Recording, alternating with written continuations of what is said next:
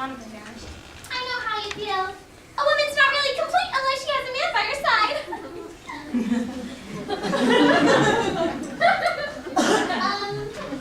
Present company accepted? Oh, that's only Boris Renfield, one of the maniacs. Renfield? Isn't he the one who eats mosquitoes, flies, and spiders? Yes, but think what we save on spiders. Good evening, Boris. Oh, good evening, Miss Mina. So nice of your father to ask me to join you for dinner. Dinner? You're joining us for dinner? Oh, in heaven's name, why? It was Mother's idea. After all, it would have only been the 5 of us for dinner. Mother always thinks there should be equal numbers of men and women at the table, even if one of them is a little, well... Maybe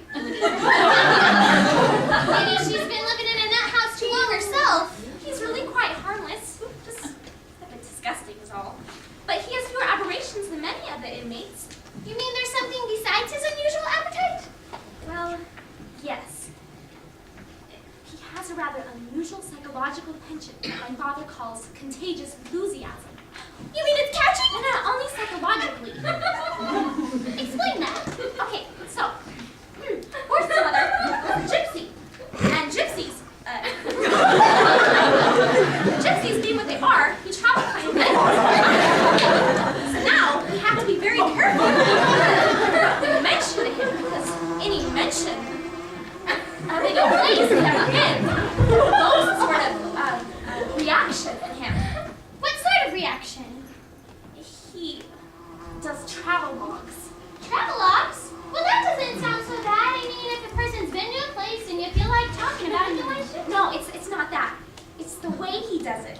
That's where the contagious part comes in. He gets listeners so excited that... Then what? I hope you never find out. Aw, but Mina. No, I've said far too much already. It's really not polite to discuss our patients' problems with, well, outsiders. I'm practically part of the family. Come on, just tell me. If we mention a place he's been and he gives his little travelogue, what happens next? I really better not say. Let's just drop the topic. Oh, Renfield. Glad you could make it, old chap. Oh, well... well, it's not as if I had any place else to go. Oh, but Mr. Renfield, you didn't dress for dinner! Well, these are all the clothes I've got. They took all my other things away. They brought me here. Oh, don't you fret, Boris. You're really not so badly dressed. It's just that the rest of us are in such fancy togs. In fact, if you'd like, I'll change into something simpler. Oh, no need, dear. I simply forgot about Mr. Renfield's lack of clothing for the moment. I don't mind the way he looks. Really.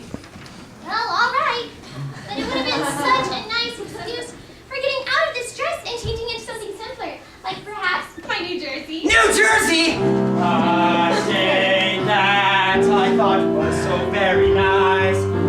If you'll take my advice, you'll turn your faces to the place that you can see in good old New Jersey.